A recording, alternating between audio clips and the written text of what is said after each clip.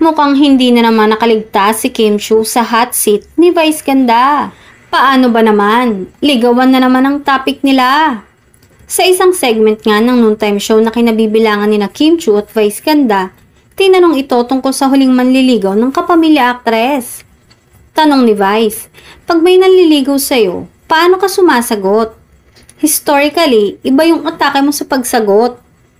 Siyempre, sumagot din si Kim na ikinaloka ng mga madlang people. Pero todo hiyawan naman ng mga madlang people sa prangkang follow-up question ni Vice Ganda. Biglang banat na tanong kasi ni Vice, yung huli, na tila ba ng aasar? Natawa na lang si Kim at sumagot ng, wag na, wala pa. Kaya inasar na rin tuloy siya ni Vong. Panay urot naman ang mga netizen kung si Paolo Avellino na raw ba ang huling nanligaw sa aktres. Kung nagkataon nga ay baka maiyak na ang mga diehard Kim Pao fans. Pero may manliligaw man o wala, hindi natin maitatanggi na blooming si Kim. Lalo na at mukhang nagpipik ulit ang karir niya. At kaliwat kanan nga ang guestings at endorsement ni Kim. Sa ipa nga ng iba ay baka wala nang manliligaw dahil sinagot na.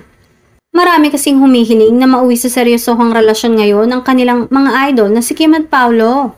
May mga humirit pa na mukhang may aamini na ba si Kim at Pao matapos ang kanilang naging tour abroad.